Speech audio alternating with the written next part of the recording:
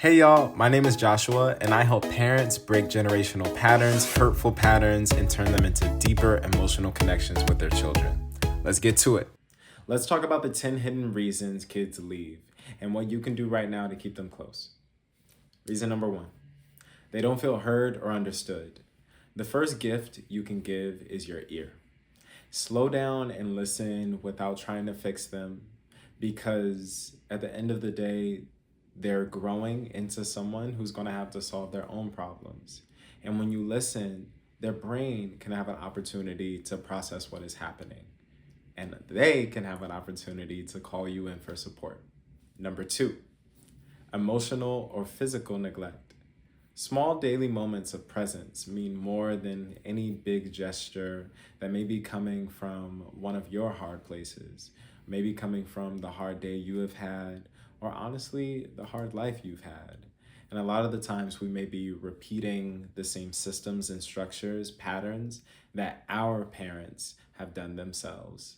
And it's important for us to notice those places where it didn't necessarily support us and think differently about how we can support our young ones. Number 3, a harsh or controlling parent. It's important for us to guide with warmth, not just rules. Connection over control. So as we're building that connection and nurturing that connection with the time that we spend, with the hard time that it is to just let somebody do what they do and take you on the ride of their lives, where let's go over here, let's play over here. That's the time that they're connecting with you and you're able to hop in, intercede every now and then to support them in, again, how they're understanding the world. And when you allow them to invite you into that process, there's no need for control. Story time. For me, growing up, as I hear a young one crying right now, I didn't have a lot of spaces to understand my feelings as not the problem, but a part of the process. And it was very important for us to feel into that space as adults, as people coming up, that the feelings are a part of the process. The feelings are coming from this space. That doesn't mean they're rational. That doesn't mean they're real, but it does mean they're coming from a real place. And a lot of the times those feelings are like a thermometer for when something is too hot or too cold. Something is not giving right now. And so how can we address that thing and move forward and integrate those feelings into the process? Number 4, family conflict or violence. Home needs to feel like a safe harbor, not a war zone. And sometimes we can bring This just in, a judge denying Sean Diddy the everything from outside into our home space. And it's important for us to create that space where our kids can take everything in from outside and come home and have a system of how to process that and even process that with you. And we can get more into that with Rising Roots, Living Legacy, the membership. But they need something to be able to process their feelings, and they need home to not be a space where they're taking in even more feelings that aren't theirs, just circumstances and situations that are completely out of their control that can be overwhelming to them processing their own lives. Number 5, unrealistic expectations or pressure. It's important to celebrate effort, not just wins, and let them feel valued beyond their achievements. Oof. This one hits home a bit because I received a lot of different mixed messages from different adults. You don't listen to nothing I tell you. You need to grow up. Oh, so you grown now, huh? You need to get out more. It's dangerous out there. What you doing? It sort of set me up to not trust anything or anyone. And having different mixed messages around what my value was, what brought me value, the things that I needed to do, I equated those things that I needed to do with my value. And once I finished those things and once those things were over, I didn't have anything. I was like, oh, that's it. And it didn't make me feel fulfilled. And so it's important that as your child is on that journey, taking those steps, they are celebrated every step of the way, because we are supposed to be celebrated every step of the way. There is a reason why it's important to live our lives in that celebratory space, because that is the space of achievement and accomplishment where we are enjoying our life. Number 6, feeling like a burden.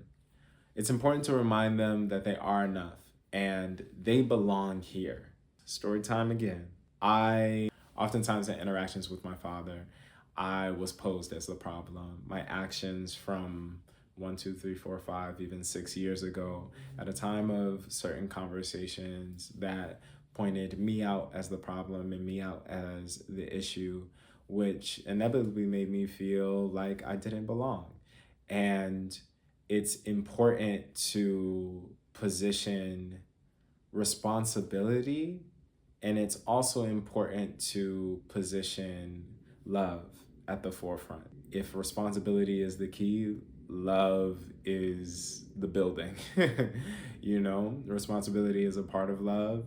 And when we're nurturing from that space of love, as we should be, we put that mind that we're molding, sculpting, and at the end of the day, that mind that we are nurturing into this world at the forefront, and thinking about the impact of our words and actions on that person.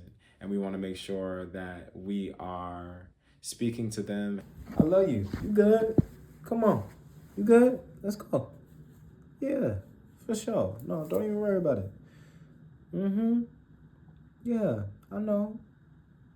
Tell me what happened. How we wish we were spoken to as a child. 7, identity rejection. It's important to love all of the parts of our children, even those parts that we don't understand yet. And so those parts don't only include gender, identity, sex. Those parts also include that person's ideas about this or that, because those little moments that are little for us, where we judge them or like, oh, that's not that serious. Oh, you can't like that.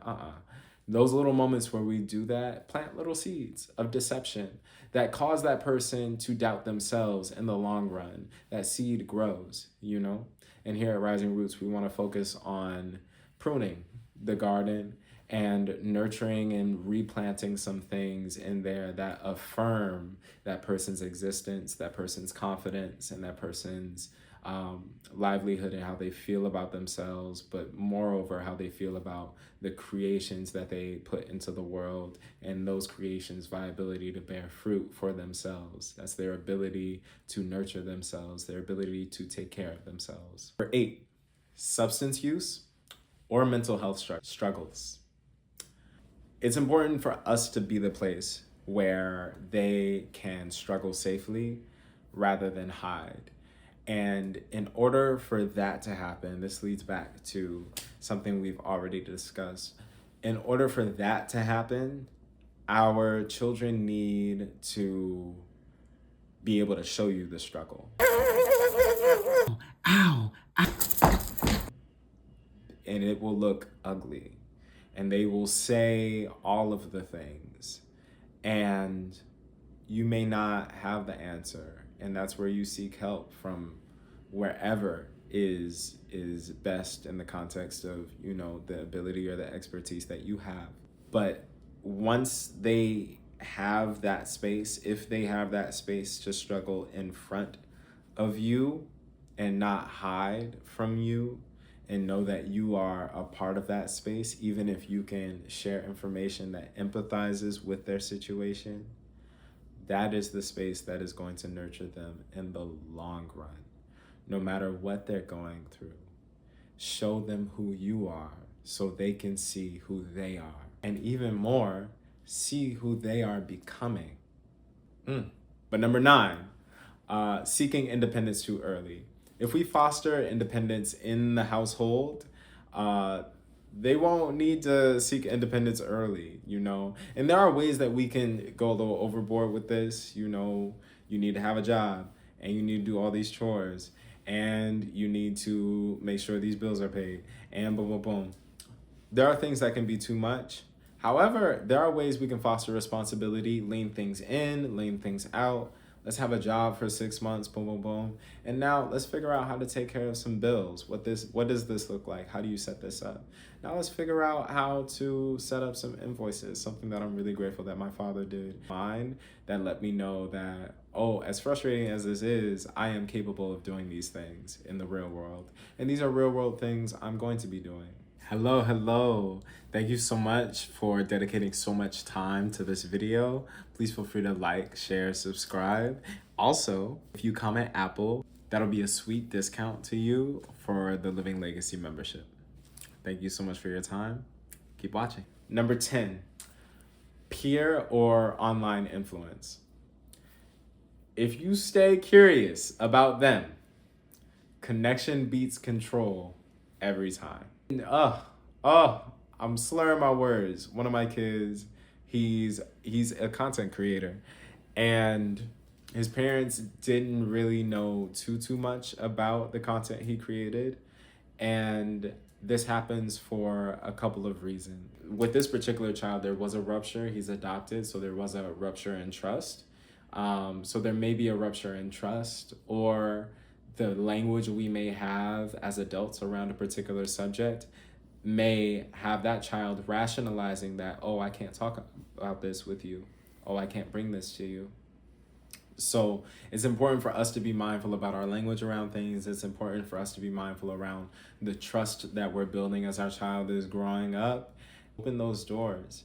How can I maintain an open door policy and make sure that my child is more than willing to bring me in? How can I make myself call-inable?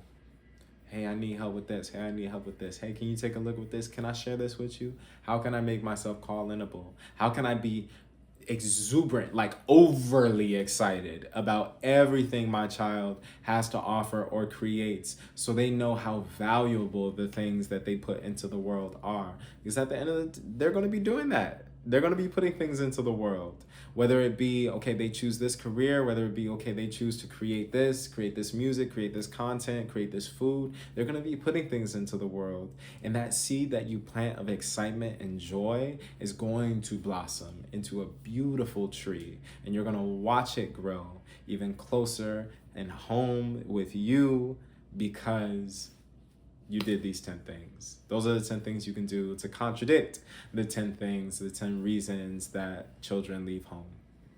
I know this can feel very, very overwhelming, and you are not alone. You weren't given a guide for this. No one was given a guide for this. That's why I created Rising Roots, to help you build these skills step by step with real-time support. If you want to learn more how to truly listen, connect, and guide your child, not just keep them home, but keep them feeling loved and safe enough to thrive, book a free consultation with me today. We'll talk about all of your family's needs and see if Rising Roots fits for you. There's a link in my bio below to book your consultation.